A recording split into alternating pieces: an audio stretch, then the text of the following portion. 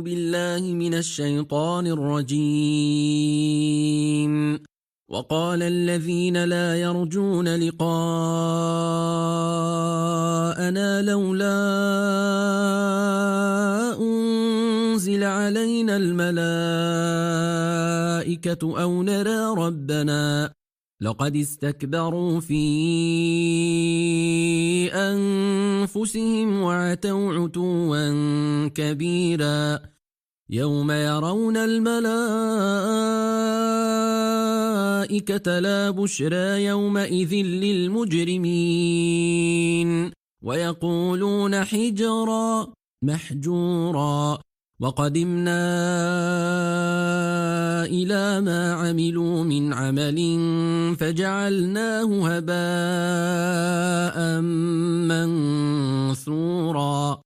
أصحاب الجنة يومئذ خير مستقرا وأحسن مقيلا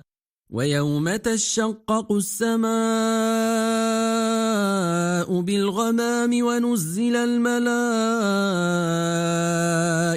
تنزيلا الملك يومئذ الحق للرحمن وكان يوما على الكافرين عسيرا ويوم يعض الظالم على يديه يقول يا ليتني اتخذت مع الرسول سبيلا يا ويلتى ليتني لم اتخذ فلانا خليلا لقد ضلني عن الذكر بعد إذ جاءني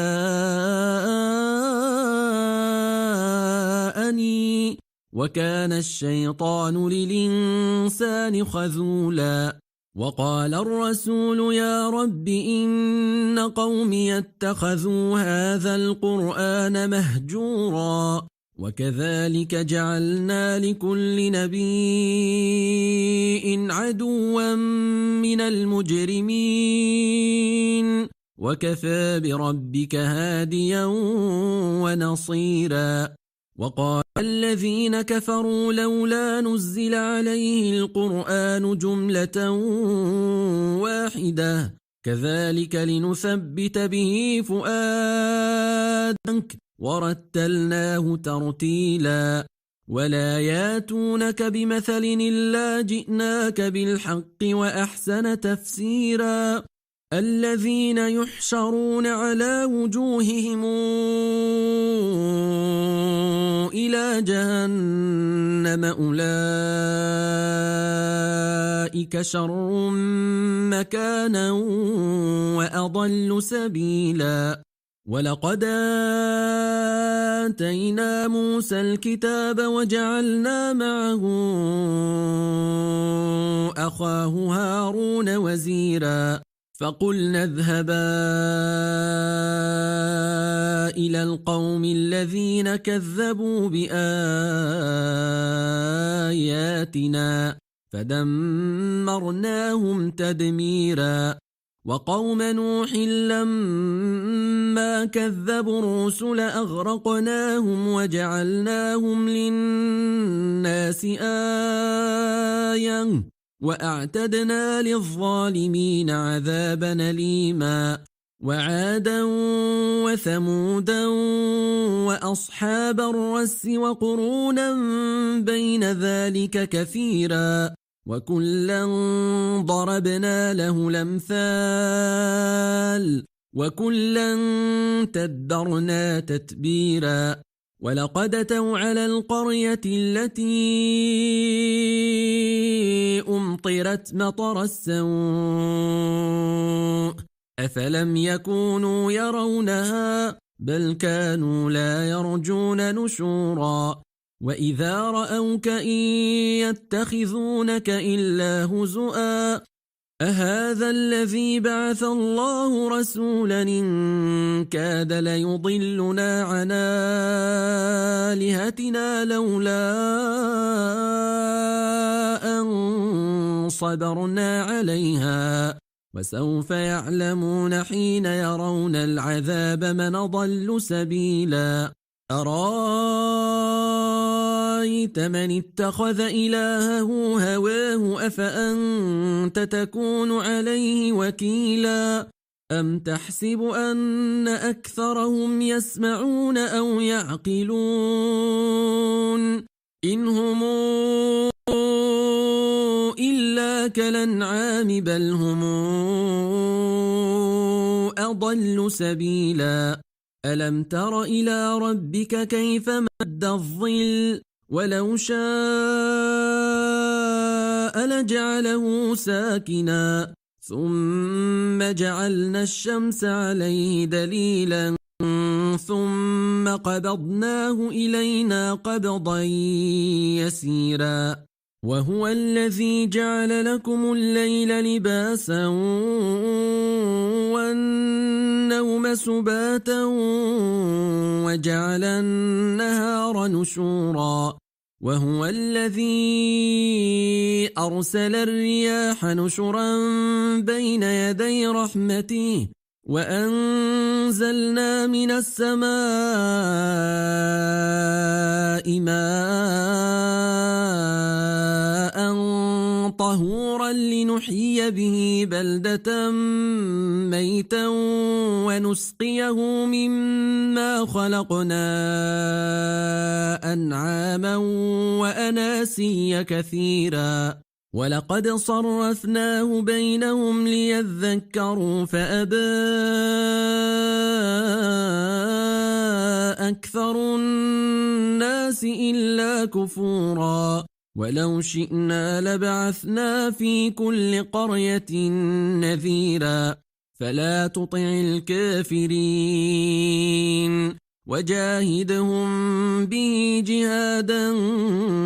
كبيرا وهو الذي مرج البحرين هذا عذب فرات وهذا ملح نجاج وجعل بينهما برزخا وحجرا محجورا وهو الذي خلق من الماء بشرا فجعله نسبا وصهرا وكان ربك قديرا ويعبدون من دون الله ما لا ينفعهم ولا يضرهم وكان الكافر على ربه ظهيرا وما أرسلناك إلا مبشرا ونذيرا قل ما أسألكم عليه من أجر إلا من شاء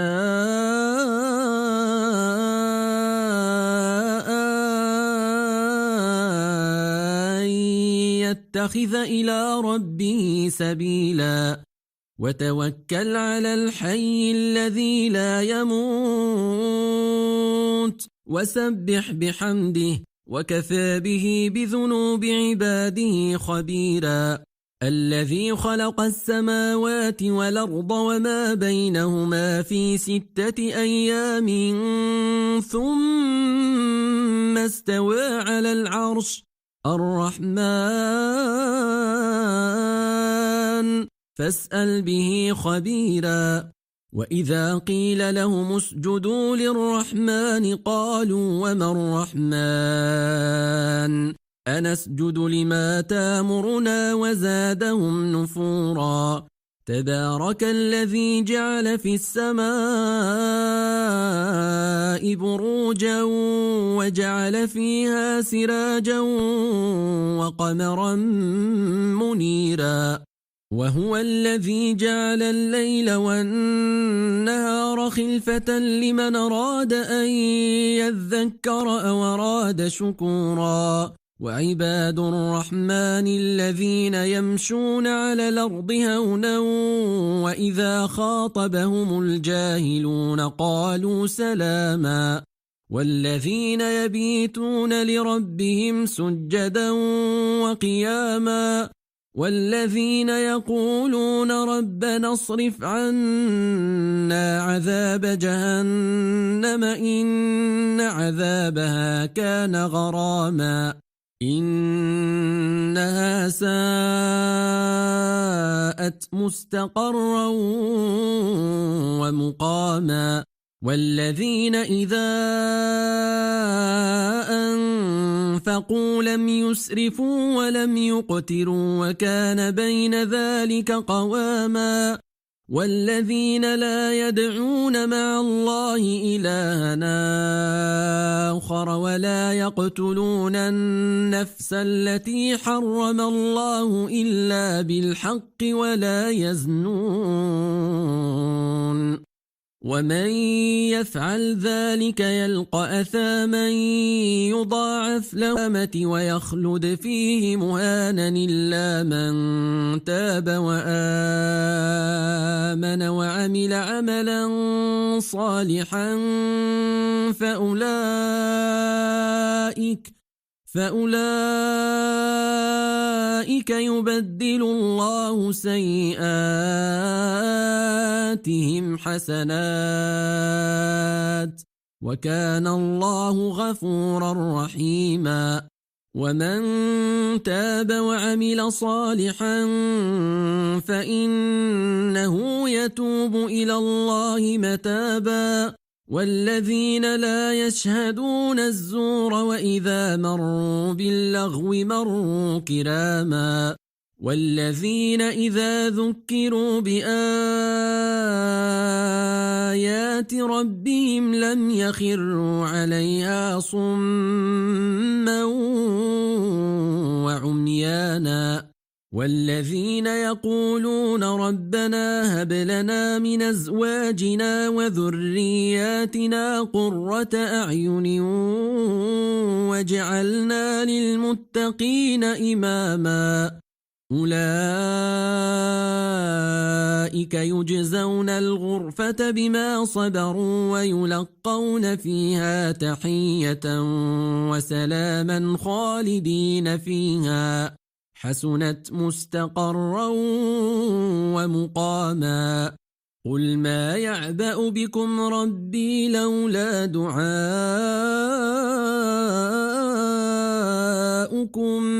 فقد كذبتم فسوف يكون لزاما بسم الله الرحمن الرحيم طاسيم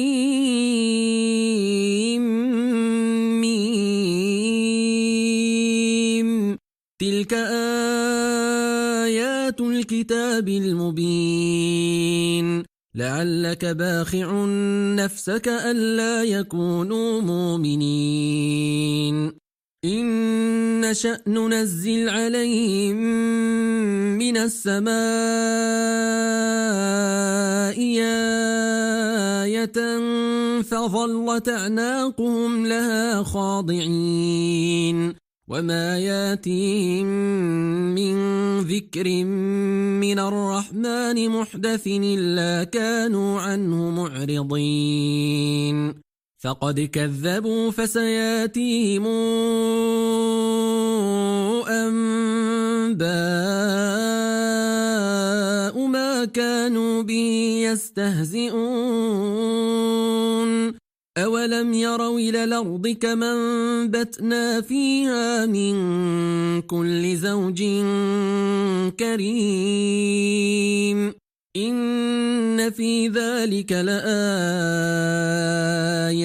وما كان أكثرهم مؤمنين وإن ربك لهو العزيز الرحيم وإذ نادى ربك موسى أن ائت القوم الظالمين قوم فرعون ألا يتقون قال رب إني أخاف أن يكذبون ويضيق صدري ولا ينطلق لساني فأرسل إلى هارون ولهم علي ذنب فأخاف أن يقتلون قال كلا فاذهبا بآياتنا إنا معكم مستمعون فاتيا فرعون فقولا إنا رسول رب العالمين أن أرسل معنا بني إسرائيل قال ألم نربك فينا وليدا ولبثت فينا من عمرك سنين وفعلت فعلتك التي فعلت وأنت من الكافرين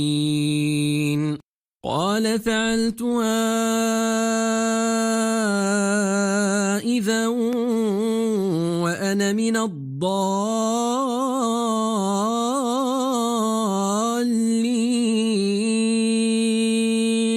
ففررت منكم لما خفتكم فوهب لي ربي حكما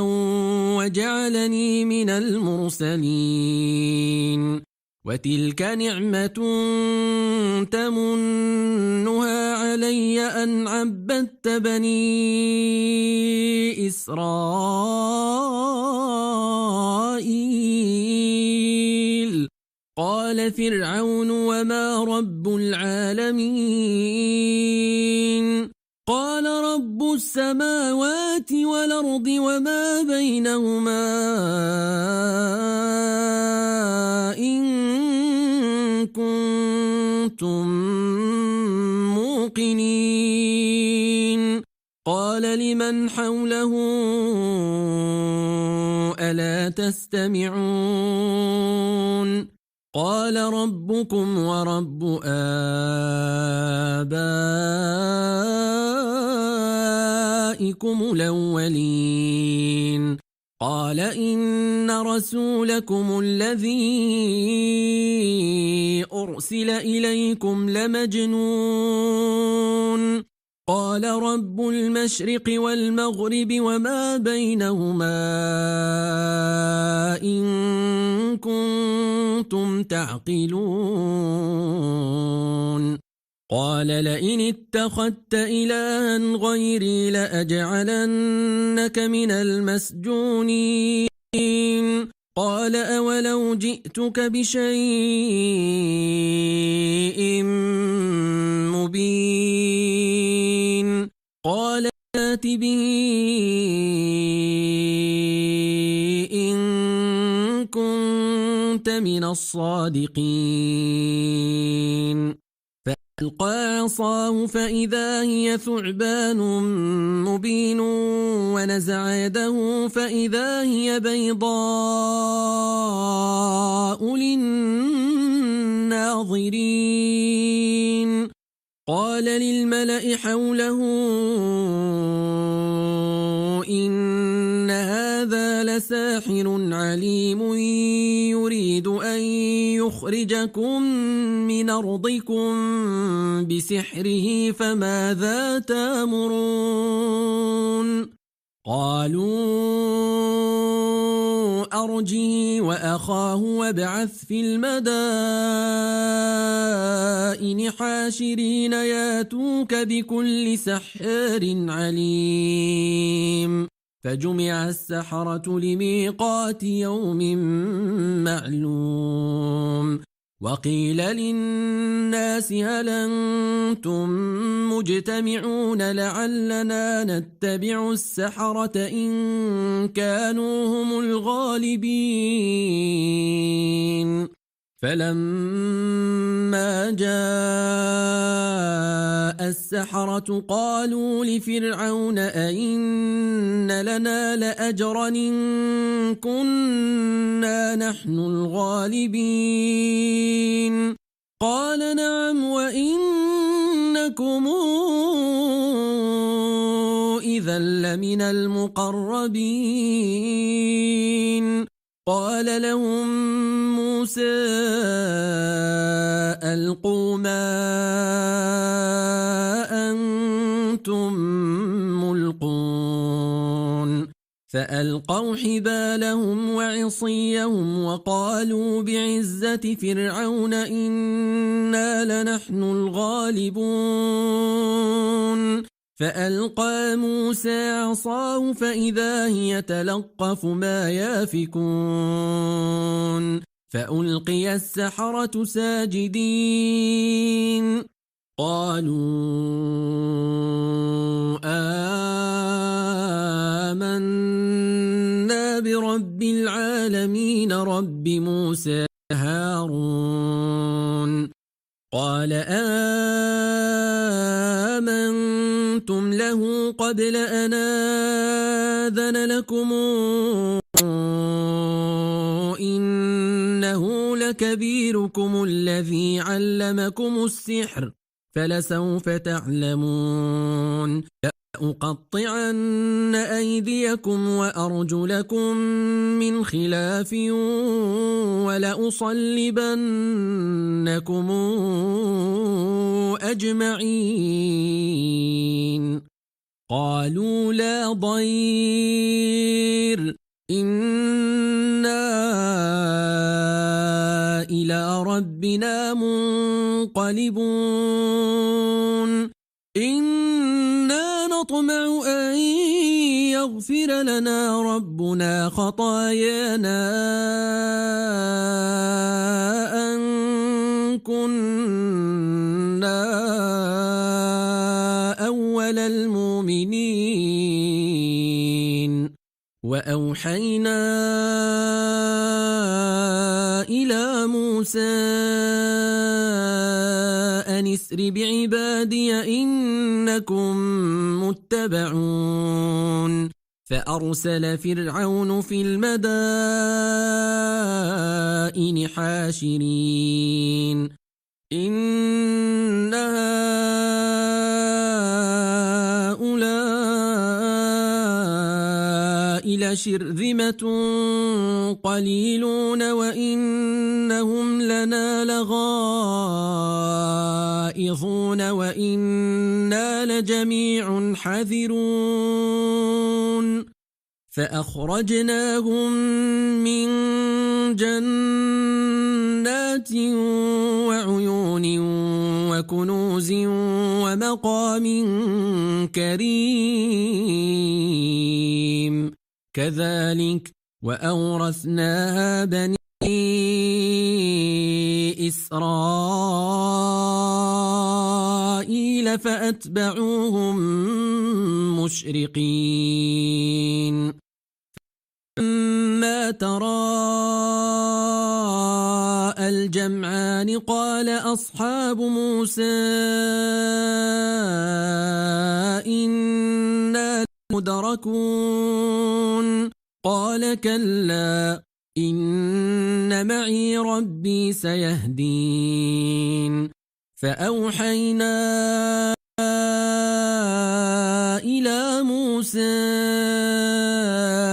أن اضرب بعصاك البحر فانفلق فكان كل فرق كالطود العظيم وأزلفنا ثم الآخرين وأنجينا موسى ومن معه أجمعين ثم أغرقنا الآخرين إن في ذلك لآية وما كان أكثرهم مؤمنين وإن ربك لهو العزيز الرحيم واتل عليهم نبأ إبراهيم إذ قال لأبيه وقومه ما تعبدون قالوا نعبد أصناما فنظل لها عاكفين قال هل يسمعونكم إذ تدعون أو ينفعونكم أو يضرون قالوا بل وجدنا آباءنا كذلك يفعلون قال أفرأيتم ما كنتم تعبدون أنتم وآباؤكم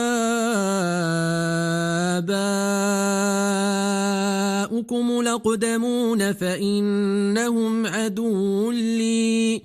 إلا رب العالمين الذي خلقني فهو يهدين والذي هو يطعمني ويسقين وإذا مرضت فهو يشفين والذي يميتني ثم يحيين والذي أطمع أن يغفر لي خطيئتي يوم الدين رب هب لي حكما وألحقني بالصالحين واجعل لي لسان صدق في الآخرين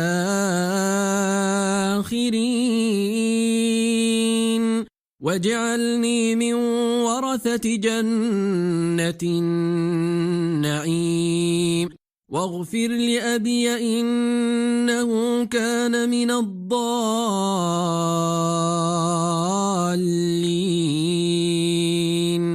ولا تخزني يوم يبعثون يوم لا ينفع مال ولا بنون إلا من أتى الله بقلب سليم وأزلفت الجنة للمتقين وبرزت الجحيم للغاوين وقيل لهم أين ما كنتم تعبدون من دون الله هل ينصرونكم أو ينتصرون فكبكبوا فيها هم والغاوون وجنود إبليس أجمعون قالوا وهم فيها يختصمون تالله إن كنا لفي ضلال مبين إذ نسويكم برب العالمين وما أضلنا إلا المجرمون فما لنا من شافعين ولا صديق حميم فلو أن لنا كرة فنكون من المؤمنين إن في ذلك لآية وما كان أكثرهم مؤمنين وإن ربك لهو العزيز الرحيم كذبت قوم نوح المرسلين إذ قال لهم أخوهم نوح لا تتقون إني لكم رسول أمين فاتقوا الله وأطيعون وما أسألكم عليه من أجر إن أجري إلا على رب العالمين فاتقوا الله وأطيعون صدق الله العظيم.